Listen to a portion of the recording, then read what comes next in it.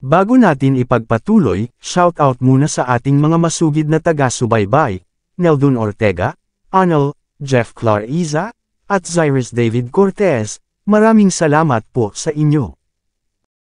Kabanata 2621. Nasa parking lot ako ng Marine Park. Ang boses ni Rupert Howell ay puno ng matinding takot. Nagtatago ako sa likod ng isang lalagyan. Hinahanap pa rin nila ako. Ayokong gumalaw masyado. Nahuli na si Miss Johnson. Dapat kang pumunta kaagad. Tama, hintayin mo ako, pupunta ako dyan. Mabilis na tumayo si Harvey York. Pagkatapos maghagis ng ilang perang papel sa waiter, pumara ng taxi si Harvey at mabilis na tinungo ang Hong Kong Marine Park. Hindi nagtagal pagkaalis ni Harvey, isang anino ang lumabas sa daan at naglabas ng walkie-talkie. Nahulog ang target sa ating bitag. Makalipas ang halos 10 minuto, dumating si Harvey sa Marine Park. Pagkatapos magbayad ng pamasahe ay bumaba na siya ng escalator. Maya-maya pa ay dumating si Harvey sa isang sulok ng park. Ilang malalakas na lalaking nakasut ang lahat na nakabitin ang kanilang mga tabako sa kanilang mga bibig habang pinipilit ang isang lalaki sa isang sulok. Ang mga lalaking nakasut ay binubugbog ang lalaki gamit ang mga bagay tulad ng mga bakal na tubo at baseball bat. Mga sigaw ng sakit ang maririnig sa ilang sandali. Hindi kalayuan sa kanila, nakita ang isang babaeng nakarobe na naka-cross-legged sa hood ng isang Jeep Wrangler. Siya ay nasa napakagandang anyo. Umayos ang kanyang poster habang may malamig na tingin sa kanyang mukha. Pinaikot-ikot niya ang baril sa daliri niya, na para siyang sniper. Lumipat ang malamig niyang tingin kay Harvey matapos makitang lumakad ito pasulong. Medyo natarante siya saglit bago napalitan ng mabangis na ekspresyon ang mukha niya. Itinutok niya ang baril sa ulo ni Harvey bago siya itinaboy. Hindi napigilan ni Harvey na matawa sa babaeng sinusubukang takutin siya. Akala ba nila hindi nakikita ni Harvey ang kanilang bluff? Nagpakita lang siya dito para makita kung sino ang naglalaro sa kanya. Hindi pinansin ang babaeng nakagown. Naglakad pasulong si Harvey bago tuluyang nakita si Rupert na bogbog sarado sa sulok. Namamaga ang mukha niya na may mga pasa sa buong katawan. Bumulwak ang dugo sa buong putok niyang ulo. Walang paraan upang sabihin na siya ay isang mayamang tagapagmana sa oras na iyon. Parang sira-sira na ang jacket na suot niya. Ang isang mabaho ay maaaring maamoy paminsan-minsan mula dito. Nagtawanan ang mga lalaking nakasut nang marinig ang sigaw ni Rupert. Hindi masama, hindi masama, ang ganda ng mga sigaw mo. Matapang ka, sinusubukan mong iligtas ang babaeng iyon sa ganoong sitwasyon. Dapat may death wish ka o ano. Sabihin, kung pinadalhan ko ang asong iyon na si Irene Johnson ng isang larawan ng iyong nakakaawa na estado, sa tingin mo ba ay may pakialam siya? Hindi ko akalain na gagawin niya. Kung tutuusin, ang isang sweet talker na tulad mo ay walang makukuha sa huli. Sumenyas ang malakas na lalaki na nangunguna sa grupo habang nagsasalita bago hinampas ng baseball bat sa ulo si Rupert. Napaungol si Rupert sa sakit habang naghahalo ang dugo sa kanyang mga luha. Bumagsak siya sa lupa, hindi nagtagal at nawalan ng malay. Saglit na natigilan si Harvey sa nakita. Sige, tama na. Tumigil ka na dyan, mahinahong sabi ni Harvey. Nanginig ang katawan ni Rupert matapos marinig ang boses ni Harvey habang nagpapakita ng pagpapasalamat sa mukha nito. Sir York, likas niyang ungol. Sa paghusga sa kanyang hitsura, malamang na hindi siya kasama sa pag-set up nito. Humigit kumulang 8 matipunong lalaki ang lumingon at galit na tumingin kay Harvey York matapos marinig na may tumawag sa kanila sa likuran nila. Tumawa ang babaeng nakasuot ng dress na damit na may masayang ekspresyon sa mukha. Mukhang nasiyahan siya sa kasalukuyang hitsura ni Harvey. Ikaw na masama, hindi mo ba alam na dito kami nagsushooting? Pinanangkitan ng malakas na lalaki na nangunguna sa grupo si Harvey bago ito malamig na tumawa. Bilasan mo umalis ka na dito. At kalimutan mo na ang nakita mo ngayon. Kung hindi, gagawin din kitang isa sa mga pangunahing tao na bugbugin ko. Excuse me, hindi ako pwedeng umalis ngayon. Humalaklak si Harvey. Kilala ako ng lalaking binugbog niyo. Since he asked for my help, I can't just throw him away and leave, right? For my sake, bakit hindi mo siya pakawalan? Ako, napangiti si Harvey. Bahagyang natigilan ng malakas na lalaki matapos marinig ang mga salita ni Harvey, pagkatapos ay humagalpak siya ng tawa. Dapat may death wish ka o ano, anak? Alam mo ba kung sino kami? Hinihiling mong igalang ka namin. Sa tingin mo ba may karapatan kang itanong yan dito? Labas! Ngayon na, kung hindi, gagawin kong impyerno ang buhay mo. Ikan-away ng malakas na lalaki ang kanyang kamay bago naglakad pasulong ang kanyang mga nasasakupan na may malungkot na ngiti habang nagpapatunog ng kanilang mga leeg. Napabuntong hininga si Harvey at humakbang, agad na sumulpot sa harap ng malakas na lalaki. Masyadong mabilis ang paggalaw, hindi man lang nakapag-react ang malakas na lalaki sa sandaling iyon.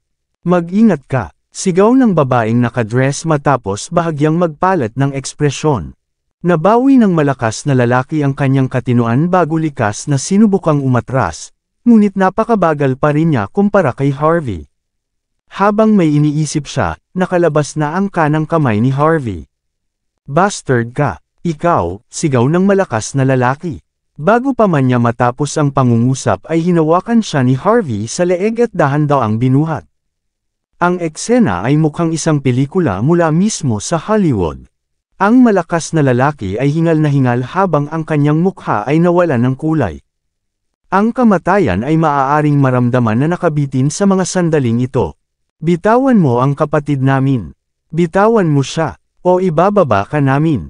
Ang iba pang malalakas na lalaki ay natigilan bago nanimbalik ang kanilang katinuan at naglabas ng kanilang mga baril. Bumalik sa katinuan ng malakas na lalaki sa pagkakahawak ni Harvey mula sa pagkagulat. Galit niyang pinandilatan si Harvey at sumigaw, "How dare you lay your hands on me, you bastard? Hindi mo ba kilala kung sino ako? Kapag nasa Hong Kong ako, kahit ang istasyon ng pulis at ang Brewwood Gang ay kailangang magsaludo sa akin. Mayroon din akong malaking backer sa likod ko. Kung maglakas loob kang hawakan ako, dapat handa ka para sa iyong buong pamilya na sumama sa iyo." Itinuwid ng malakas na lalaki ang kanyang likuran matapos isipin ang suporta sa kanyang likuran. "Bibigyan kita ng 3 segundo. Lumayo ka sa akin. Lumuhod ka, at humingi ng tawad, pagkatapos ay baliin ang isang braso mo. Magpapanggap akong hindi ito nangyari kung gagawin mo ang lahat ng iyon. Kung hindi, mamamatay ka sa isang lubhang kakilakilabot na kamatayan." Kahit na ang malakas na lalaki ay nakahawak sa kanyang leeg, hindi yun naging hadlang sa kanyang labis na pagmamataas. Naglakad pasulong ang babaeng nakadamit habang nakatutok din ang baril kay Harvey. Mababakas sa mukha niya ang labis na pagkadismaya. Mas mabuting gawin mo ang sinasabi niya. Kung hindi, mapupunta ka sa mas masahol pang mga pangyayari. Mabuti, kaya kong bitawan. Ngumiti si Harvey York bago itinapon ang malakas na lalaki sa lupa. Habang ang lalaki ay bumagsak sa lupa, ang kanyang lalamunan ay sumasakit, at ang kanyang mga mata ay naging itim. Bakas sa mukha niya ang matinding kawalan ng pag-asa sa sandaling iyon. Kasabay nito ang pagbulwak ng dugo mula sa kanyang bibig. Ito ay isang kakilakilabot na tanawin. Sinubukan niyang bumuga ng hangin ngunit hindi niya magawa na parang may sumasakal sa kanya. Ang malakas na lalaki ay bumagsak sa lupa, puno ng pagkabigla at pagkamuhi. Hindi siya makapaniwala na gagawin talaga ni Harvey ang ganito sa kanya. Bang! Sinipa ni Harvey ang lalaki sa babaeng nakadress na damit at sinabing, "Pinabayaan ko na siya. Nasiyahan ka na." Hindi napigilan ni Rupert Howell ang mapangiti matapos makita ang nangyari. Ito talaga ang gusto niya. Nagkatinginan ang iba pang malalakas na lalaki bago sumigaw sa kanilang mga puso habang tumatakbo patungo kay Harvey. Inilabas ang kanilang mga armas. Kung hindi nila haharapin si Harvey, ang kanilang katapusan ay mas malala pa sa kamatayan. Sampal, sampal, sampal. Patuloy na sumulong si Harvey at walang awa na sinampal ang mga ito. Lahat sila ay pinalipad sa loob lamang ng ilang segundo bago bumagsak sa lupa. Ang kanilang mga mukha ay ganap na namamaga, habang ang kanilang mga bibig ay dumudugo ng husto. Bumungad sa kanilang mga mata ang hindi maipaliwanag na takot. Hindi nila akalain na ganito pala katakot ang lalaking nasa harapan nila. Hindi man lang nila naiwasan ang kanyang pag-atake, pati na ang pag-atake sa kanya pabalik. Nagliwanag ang mga mata ng babaeng nakasuot ng damit. Tapos ka na ngayon, Harvey. Sumisigaw siya. Sampal. Lumapit si Harvey sa kanya bago siya sinampal sa mukha. Napasigaw ang babae sa sakit. Bago pa man siya makagapang pabalik ay humakbang na pasulong si Harvey at tinapakan ang kanyang ulo. Magsalita ka. Sino ka? Sino ang nagpadala sa iyo dito para makipag-ayos sa akin? Naglabas ng tissue si Harvey at pinunasan ng maigi ang kanyang mga daliri. Anong ibig mong sabihin makipag-deal sa'yo? Ikaw ang naglaro sa amin. May death wish ka ba o ano? Pilit na inaabot ng babae ang baril na di kalayuan sa kanya. Pero, bago pa niya magawa iyon, natapakan na agad ni Harvey ang daliri niya. Isang dumadagandong na kaluskos ang maririnig sa sandaling iyon. Hindi rin kita kilala. Pagbabayaran mo ito. Ilang beses pa na tinapakan ni Harvey ang mukha ng babae. Hindi mo ako kilala. Saka paano mo nalaman ang pangalan ko? Malamig na sabi ni Harvey. Hindi ba ikaw ang gumamit kay Rupert para akitin ako dito? Ano, hindi mo ba kayang aminin? O natatakot kang papatayin ka ng amo mo kapag nagsasalita ka? Huwag kang mag-alala. Kung sasabihin mo sa akin kung sino ang iyong amo, sisiguraduhin kong mamatay din sila. Kung ganoon, ganap ka ng ligtas. Bahagyang nagbago ang ekspresyon ng babae matapos marinig ang sinabi ni Harvey. Alam niyang nalantad sa kanyang walang ingat na mga salita ang kanyang pagkatao. Puno ng puot ang mukha niya nang makita ang demonyong si Harvey. Hindi ko alam ang sinasabi mo. Sigaw niya na nagngangalit ang kanyang mga ngipin. Ako si Rena French mula sa Emerald Club. Kung hinawakan mo pa ako, mamamatay ka. Bang! Tinadyakan pa ni Harvey ang ulo niya. Ginawa ko na, mahinahong sabi ni Harvey. Ano ngayon? Kakagatin mo ba ako? Nang inag sa gulat ang katawan ni Rena bago siya nawalan ng malay. Matapos harapin ang problemang ito, tinawagan ni Harvey York si Edwin Mendoza para linisin niya ang kalat sa Marine Park. Nais ni Harvey na tawagan si Leslie Clark, ngunit huminto siya pagkatapos na isipin na hindi nararapat para sa isang babae na makitungo sa mga bagay na ito. Hindi nagtagal, ipinadala si Rupert Howell sa malapit na ospital para gamutin. Pumwesto si Edwin sa likod ni Harvey na nakakunot ang noo. Natural, nakilala niya si Rena French, na ngayon ay walang malay. Ano, may problema ba? Tanong ni Harvey matapos makita ang problema sa mukha ni Edwin. Tumango si Edwin. Baka magka-problema tayo, oo. Ang babaeng ito ay taga Emerald Club. Ang Emerald Club ay isa sa nangungunang 4 na pamilya ng Hong Kong, ang teritoryo ng pamilya Parson. Na-provoke mo si Caitlin Parson bago ito, at ngayon ang Emerald Club. Sigurado akong hindi ka na nila papakawalan ng ganoon kadali sa pagkakataong ito. Ang mga Parson, humagalpak ng tawa si Harvey. Sigurado ka bang ako ang nag-provoke sa kanila at hindi ang kabaligtaran? Natigilan si Edwin bago pinag-isipan ang sitwasyon. Ano ang tungkol sa bagay na hiniling kong imbestigahan mo? Inagaw ba talaga si Irene Johnson? Iniba agad ni Harvey ang usapan. Ginawa niya. Ayon sa aking intel, si Irene ay inimbitahan ng mga Parson para sa negosasyong pangkapayapaan, bagaman medyo napipilitan pa rin. Paano si Morgan Johnson? Alam ba niya? Tanong ni Harvey. Tila dinala siya ng mga longmen law enforcers para tanungin.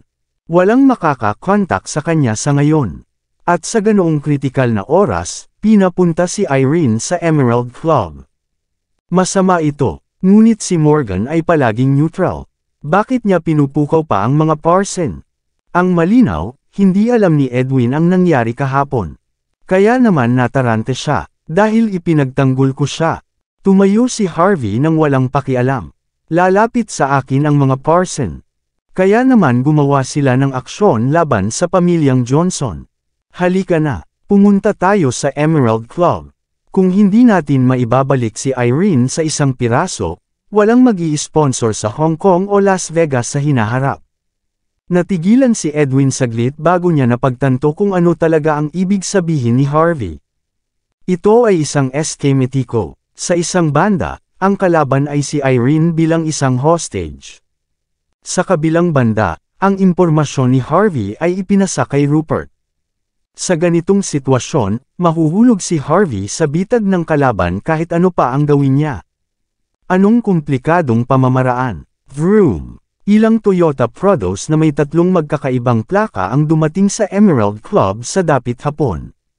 Sinusubukan ni Edwin na kumbansihin si Harvey na lumayo habang nasa daan sila. Kahit na alam niyang halos walang talo si Harvey, marami pa rin ang hindi malulutas sa simpleng pagpatay. Higit pa riyan, si Harvey ay nakagawa na ng maraming kalaban nitong mga nakaraang araw sa Hong Kong at Las Vegas. Ang mga eksperto mula sa Island Nation ay binantayan ng mabuti si Harvey. Gusto rin siyang patayin ni Vince York at ng kanyang mga tauhan. Kaya naman naisip ni Edwin na mas mabuting kaibiganin ni Harvey ang isang high-class na pamilya tulad ng mga Parson. Kahit na hindi niya magagawa iyon, ito ay magiging kanyang pinakamahusay na interes. Kung siya ay makikipagpayapaan, at hindi labanan ang mga ito hanggang sa kamatayan.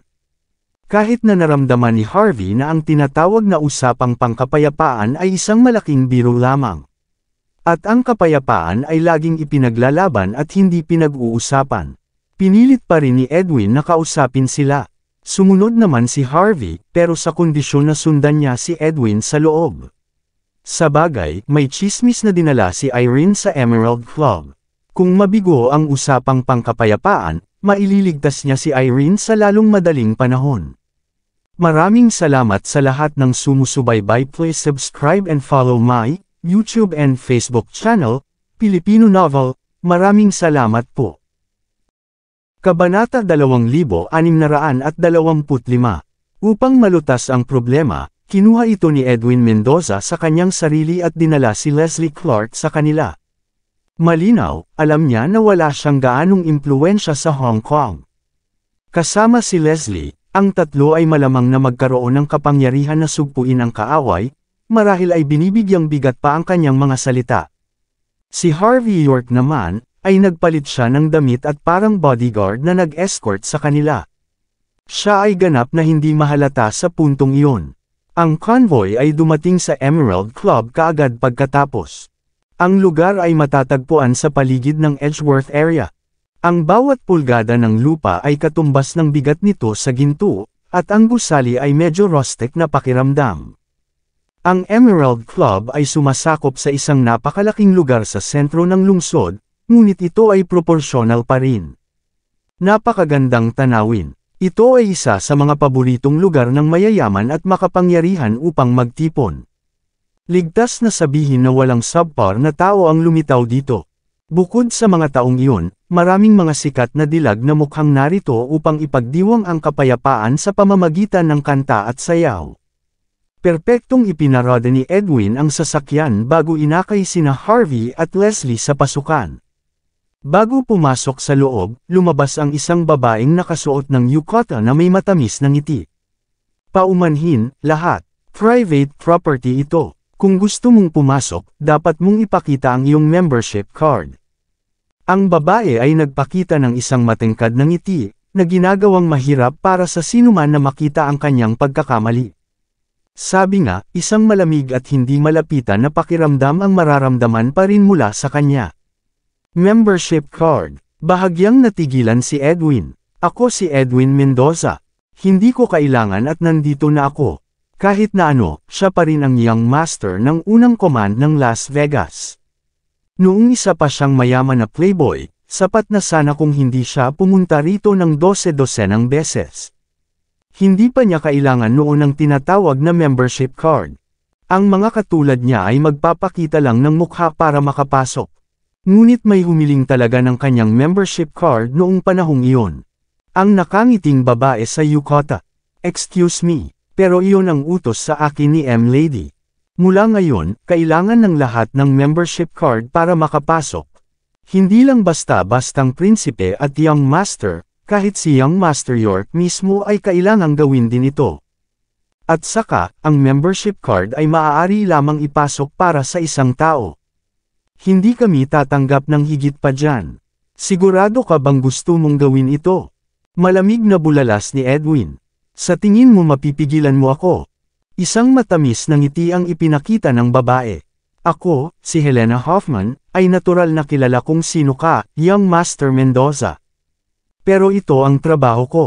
Kailangan kong maghanap buhay dito.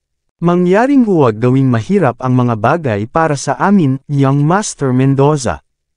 Kung pumasok ka, dapat ka naming pigilan dito. Sumenya si Helena habang nagsasalita. 12 ng mga security guard ang lumapit. Kasabay nito, ang mga taong may mga sniper rifles ay inilagay sa mas mataas na lugar. Malamang na magkakaroon ng pagdanak ng dugo kung may pagtatalo. Kitang-kita noon ang pagiging dominante ng Emerald Club. Inayos ito ni Caitlin Parson. Aatake na sana si Edwin matapos makita ang ganoong kay-abangan, ngunit napigilan niya ang sarili sa huli. Siya ang nagpakalma kay Harvey, na sinabing dumating lang sila para makipag-ayos. Kung sumiklab ang away bago pa man sila dumaan sa pasukan, walang silbi ang tinatawag na usapang pangkapayapaan. Siyempre, kung gusto mong makapasok, kailangan mong dumaan sa proseso ng member referral. Pagkatapos ng 7 araw, bibigyan ka namin ng membership card pagkatapos makumpirma na kwalipikado kang maging miyembro. Naiintindihan mo ba ang proseso, young Master Mendoza? Ang propesyonal na ngiti ni Helena Hoffman ay peke tulad nito, na nakatutokso sa mga tao na sampalin siya sa mukha. Nakangiting sinulyapan ni Harvey York si Edwin Mendoza. Ang mga taong ito ay malinaw na nagsisikap na gawing mas mahirap ang buhay ni Edwin. Kung tutuusin, kahit hindi naman galing sa high class ng Hong Kong o Las Vegas family si Edwin, hindi naman dapat maging problema sa kanya ang maglakad papasok sa pagpapakita lang ng mukha sa mga ganitong lugar. Ngunit dahil alam ng lahat na ang pamilya Mendoza ay nakatayo sa tabi ni Harvey nang may kumpiyansa. Malinaw na sinusubukan nilang gawing mahirap ang mga bagay para kay Harvey sa pamamagitan ng pagpigil kay Edwin. Nang pilitin na sana ni Edwin ang kamay niya ay agad siyang pinigilan ni Leslie Clark. Hindi na kailangang may gawin dito, young Master Mendoza. Dahil pareho tayong narito, makikilala tayong lumalabag sa mga patakaran kung magsisimula kang maghagis ng kamay. May membership card ako dito. Pinakamataas. Kinuha ni Leslie ang isang card sa kanyang Hermes bag habang nagsasalita. Si Caitlin Parson ang nagbigay niya noon pa man. Kahit na hindi pa niya ito ginamit noon, hindi niya akalaing may pakinabang pa pala ito sa puntong ito. Binigay sa akin ito ni Caitlin. Kung hindi mo man ito tatanggapin, kukunin ko ito bilang ang Emerald Club ay naglalaro sa akin. Magkakaroon ba ng anumang mga problema? Mukhang walang pakialam si Leslie sa pagkakataong ito. Malamig na tumawa si Edwin. Talagang maaalala niyang kumpletuhin ang puntos para sa kahihiyan na ito. Kahit medyo matalino siya kumpara noon, isa pa rin siyang mayamang playboy sa puso. Walang paraan na kaya niyang tiisin ang ganoong kahihiyan. Natigilan si Helena. Hindi niya inaasahan na magkakaroon ng membership card si Leslie. Normally speaking, ang mga prinsipe, young masters, at mga sikat na dilag ay karaniwang nagpapakita ng kanilang mga mukha para pumasok. Hindi rin sila mag-abala sa mga bagay na ito. Isang mapait na ngiti lang ang nailabas ni Helena habang binabaliktad ang card. Nagbibiro ka siguro Miss Clark. Walang problema sa iyong card. Sa pinakamaraming maaari kang magdala ng 3 pang tao. Natural, gusto ni Helena na ipagpatuloy ang paglalaro kay Edwin, ngunit wala nang ibang pagkakataon. Kung magpapatuloy siya, ang mga tagalabas ay magsisimulang punahin ang club. Maghintay ka sa labas. Itinalaga ni Edwin ang kanyang mga subordinate at sinabihan silang bantayan ang convoy. Pagkatapos, pumasok sina Edwin at Harvey sa loob ng Emerald Club kasama sina Leslie at ang kanyang mga kababata. Dahan-daang lumipat ang tingin ni Edwin kay Helena nang humakbang siya sa pasukan. Obviously, gusto niyang maalala ang mukha ng babae. Ang ekspresyon ni Helena ay nanatiling pareho tulad ng dati, na para bang hindi niya pinansin ang young master ng first in command ng Las Vegas. Nilunok ni Edwin ang inis matapos maalala na nandito siya para makipagkasundo. Makalipas ang 10 minuto, nangunguna si Edwin, dumating ang grupo sa isang patio na nasa loob ng Emerald Club. Maraming tao na nakasuot ng tradisyonal na damit ang masayang nakikipagkwentuhan habang nakataas ang kanilang mga baso. May mga bodyguard din na pumwesto sa paligid. Bumubukol ang kanilang mga baywang. Obviously, may mga baril silang nakatago sa kanila. Bahagyang damilat si Harvey. Nakita niya na may mga tao mula sa Island Country, Country J, at Amerika, bukod sa iba pang mga bansa. Nakakatakot ang aura nilang magkatabi, na para bang inaayos nila ang mundo. Ang nakaupo sa gitna ay walang iba kundi si Caitlin na halos ma-deform na ang mukha kanina ni Harvey. Ang kanyang ganap na namamaga na mukha ay mukhang maayos pagkatapos lamang ng isang araw. Marahil ay natagpuan niya ang kanyang sarili na isang mahusay na doktor. Pero nang tingnang mabuti ay may mga bakas pa rin sa mukha niya. Iyon ay sinabi, dahil ang makeup ay napakahusay na ginawa, ang lahat ay naitago ng maayos. Kung sino pa man iyon, hindi nila mapapansin na kahapon lang siya binugbog. Si Caitlin Parson ay nagsuot ng pinasadyang damit na may hiwa sa itaas ng mga hita, na nagpapakita ng kanyang mapotla at payat na mga binti. Ito ay isang tunay na mapang-akit na tanawin.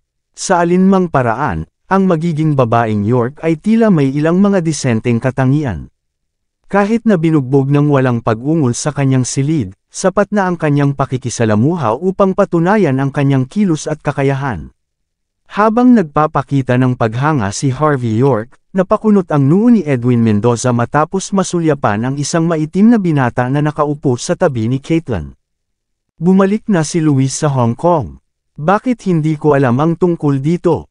Hindi ba siya naglalaro bilang isang mersenaryo sa Dark Island? Kinuha niya ang ilang mga minahan ng ginto kamakailan, hindi ba? Kalmadong bulalas ni Leslie Clark. Bakit siya bumalik ngayon? I don't think so, ibinaling ni Harvey ang tingin sa lalaking moreno na naka-camouflage uniform habang nagbubulungan ang dalawa. Ang aura na pinalabas ng lalaki ay parang isang mersenaryo sa larangan ng digmaan. Bakas sa kanya ang killing intent. Siya ay ganap na wala sa lugar kumpara sa iba pang mga prestihiyosong tao sa paligid niya. With that said, no one dared to show disdain when looking at him. Very respectful silang lahat.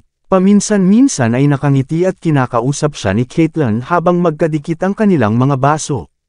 Mukhang pamilyar sila sa isa't isa. Curious si Harvey habang matamang nakatitig sa lalaki. Sino siya? Saan siya nanggaling? Siya ang young master ng isa sa nangungunang 4 na pamilya sa Hong Kong, ang pamilya Castro, si Luis Castro. Iba siya compared sa ibang young masters.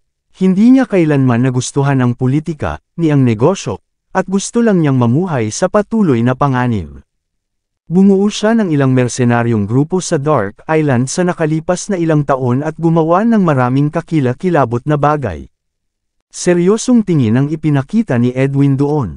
Ito ay sapat na nakakatakot para sa isang mayamang playboy na gawin ang mga bagay na iyon. Hindi siya kumampi sa buong buhay niya. Katamtaman din ang relasyon niya sa mga kabataan dito. He wouldn't even show Vince York respect most of the time, bulong ni Leslie. Ngunit narinig ko na siya ay nahuhumaling kay Caitlin mula noong siya ay isang maliit na babae pa lamang. Sa tuwing babalik siya, sinasamantala siya ni Caitlin. Baka bumalik siya ngayon dahil napatigil si Leslie noon. Natural, sinubukan niyang bigyan ng babala si Harvey na bumalik si Luis para sa kanya. Isang matamis na ngiti ang ibinigay ni Harvey. Ito ang aking tinubuang bayan, Sir York. Hayaan mo akong hawakan ito. You remain invisible while we are negotiating, mapait na sabi ni Edwin. Humalaklak si Harvey. Dahil gusto ni Edwin na subukan, hindi rin naisip ni Harvey na hayaan siyang gawin ang kanyang bagay. Iyon ay sinabi, nadama ni Harvey na halos walang pagkakataon ng pagkakasundo. Huminga ng malalim si Edwin. Desidido siyang kunin ang mga bagay sa sarili niyang mga kamay para kay Harvey. Pumasok siya sa looban na may matamis na ngiti. Ibinaling ng lahat ang tingin sa hindi inanyayahang panauhin at tumigil sa kanilang pag-uusap. Humakbang si Edwin at tumingin kay Caitlin. "Long time no see, Miss Parson. Pumunta ako dito para sa iyo ngayong gabi. Okay lang ba kung maglaan ka ng sandali para mag-usap tayo? Gusto mong makipag-usap?" Galit na tumayo si Luis at naglakad sa harapan ni Edwin habang nakatutok ang baril sa noo bago pa man makapagsalita si Caitlin. "Sa tingin mo may karapatan kang itanong yan. Lumuhad ka kung gusto mong magsalita. Huwag lumampas sa linya, Luis Castro."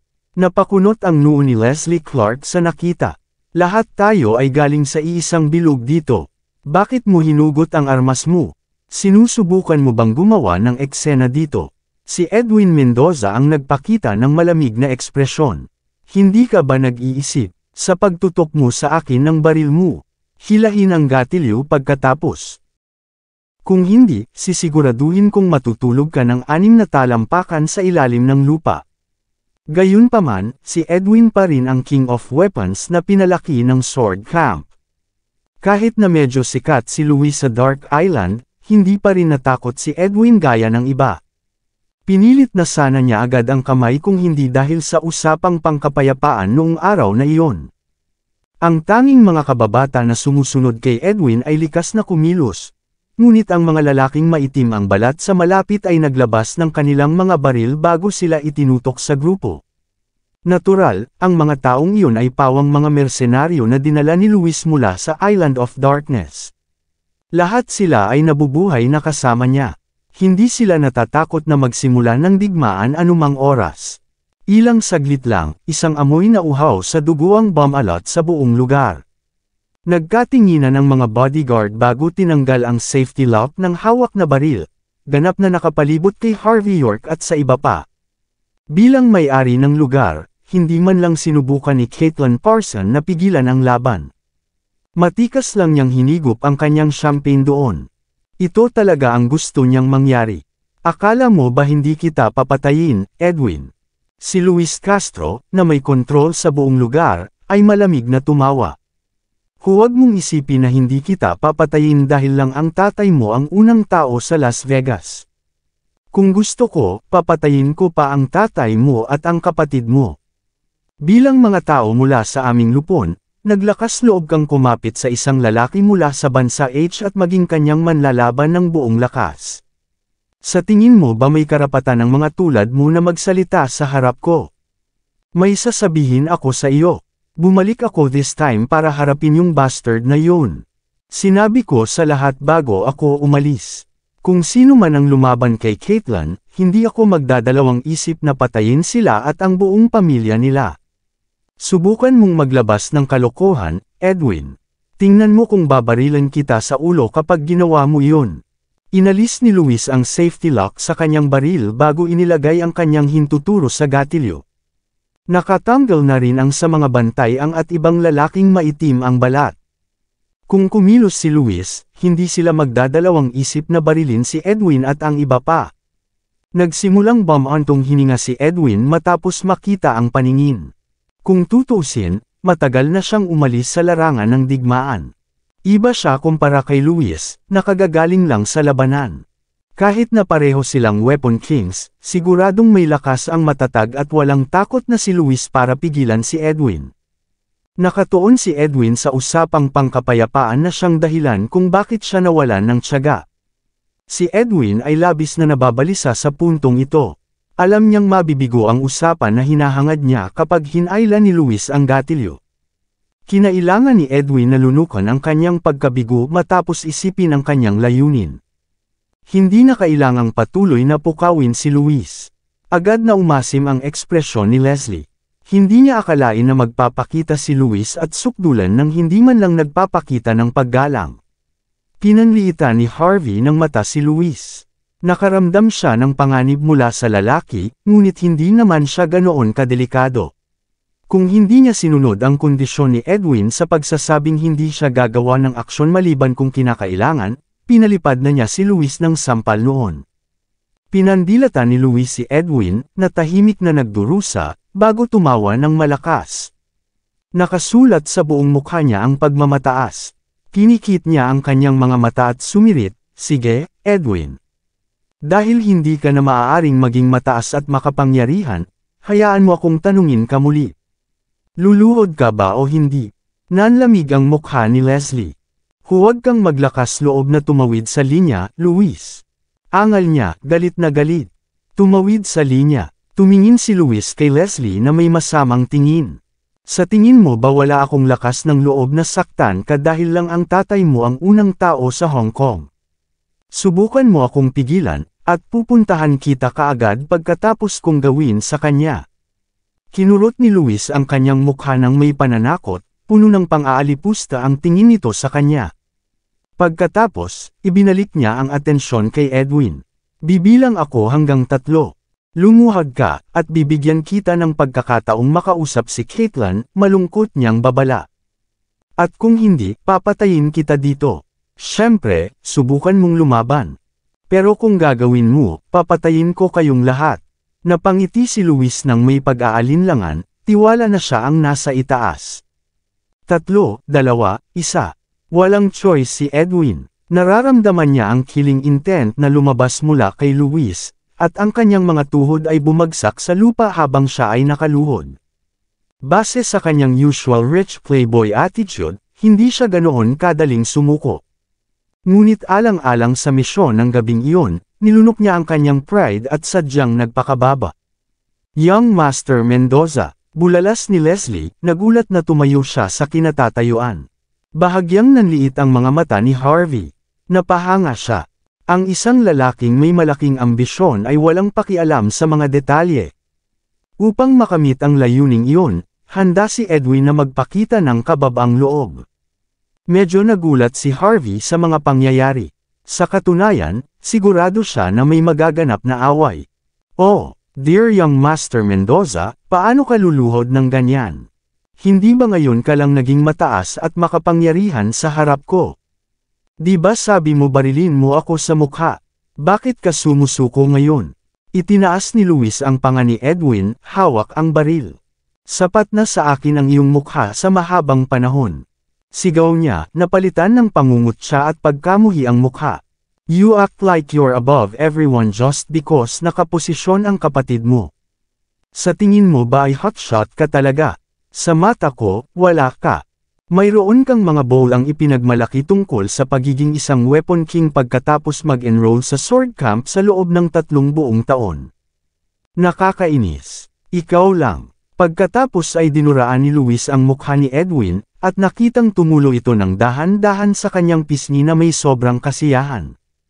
Si Edwin ay nagngangalit ang kanyang mga ngipin at nanatiling tahimik sa harap ng masamang pakikitungo ni Luis, hindi nagbibigay ng kahit isang sulyap. Gayunpaman, ang kanyang tingin ay lumalamig bawat segundo. Sinadya ni Harvey na makita kung hanggang saan makakarating si Edwin nang hindi umaatake. Sa sandaling ito, pinagmamasdan lang niya ang lahat ng dumaan na may bahagyang singkit na mga mata. "Ang bastos mo, Luis." Galit na kumuha si Leslie ng tissue para linisin si Edwin. "Ano ang sinusubukan mong gawin? Nakaluhod na si young Master Mendoza, gaya ng hiniling mo. Ano pa ba ang gusto mo? May balak ka ba talagang awayin kami? Makikipag-away kayo." Kabanata 2630. Itinutok ni Luis ang kanyang baril sa mukha ni Leslie. Walang pagdadalawang isip sa kanyang mga galaw. "Sa tingin mo hindi ko kaya?" "Tama na." Si Caitlin, na nanunood ng palabas, ay nagsalita bago umatake si Luis. "Hindi na kailangang insultuhan ng ganoon si young Master Mendoza, Luis. Siya ay isang tao pa rin na kabilang sa itaas na mga social circle ng Hong Kong at Las Vegas, anuman ang mga pangyayari. Kahit na kami ay nagtatrabaho para sa iba't ibang mga tao, hindi yun nangangahulugan na kailangan namin silang tutukan ng baril. Lahat tayo ay mga negosyante dito. Dapat man lang ay magpakita tayo ng paggalang." Tama. Bukod dito, ang kapatid ni young Master Mendoza ay may control sa Hong Kong Dragon Palace ngayon. Sikat sila sa Hong Kong at Las Vegas, na may makapangyarihang katayuan. Naisip mo ba talaga ang mga kahihinatnan ng pagkakasala sa kanya? Kahit hindi ka natatakot, dadalhin agad ni Yona ang mga tauhan niya dito kung papatayin mo siya ngayon. Ano ang mangyayari kung masira ang reputasyon ng aking Emerald Club dahil sa iyong mga aksyon? Napuno ng pait ang mukha ni Caitlyn. Nandito si Young Master Mendoza para humingi ng tawad. Nandito siya para makipagpayapaan. Paano niya maipapakita ang kanyang sinseridad pagkatapos mong pinaluhod siya gamit ang iyong baril? Bagamat matamis at banayad ang boses ni Caitlyn, malamig at malayo ang tono ng pananalita niya.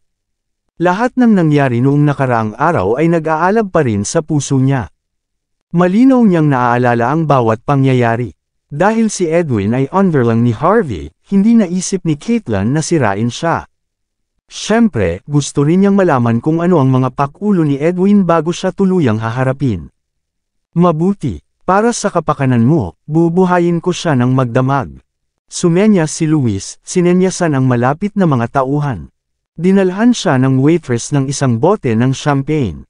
Kumuha si Luis ng baso at nagbuhos ng champagne sa ulo ni Edwin. Paumanhin talaga, lumuhad at yumuko kung tatanungin, panunuyan niyang sambit. Kung hindi, papatayin kita sa sandaling makita kung hindi masaya si Caitlyn. Saka naglakad pabalik si Luis sa couch kung saan siya nakaupo kanina. Gayunpaman, hindi umalis ang kanyang mga bodyguard. Nanatili silang nakatayo sa iisang lugar, nakatingin kay Harvey at sa iba pa. Ang iba, na naruroon, ay nanunood ng palabas na walang saysay. Ang matatalim nilang titig, puno ng pangungutya, ay ramdam sa lahat ng direksyon. Alam na ng lahat ng nandoon na kontra kay Vince York ang pamilya Mendoza. Sa kabila ng mga pangyayaring ito, nagkaroon pa rin si Edwin ng lakas ng loob na makipagkasundo kay Caitlyn. Siguradong baliw siya, o baka, ginawa niya ba ang lahat ng ito para kay Harvey? Malamig ang mga mata ni Harvey, at hindi siya gumagalaw kahit isang pulgada. Inilibot niya ang paningin sa paligid, sinisiguradong maalala ang bawat mukha na naruroon. Walang plano si Caitlyn na sisihin si Luis. Pinanliitan niya ng mata si Edwin at sinabing, "Sorry, Young Master Mendoza. Hihingi ako ng tawad kapalit ni Young Master Castro sa kahihiyan na dinanas mo ngayong gabi. Ngayon, halika na, maglinis ka muna bago tayo mag-usap."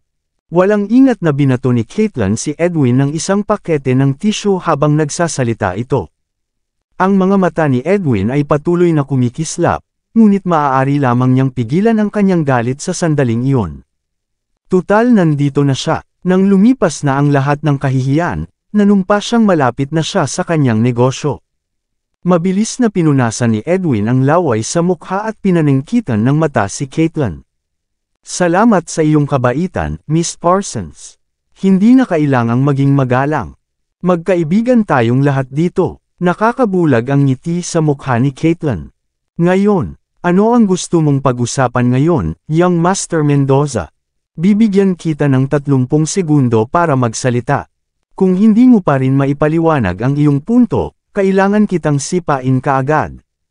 Pagkatapos ng lahat, ang mga maharlika mula sa Island Country, ang Country J Financial Group, at ang mga nangungunang opisyal ng Amerika ay narito.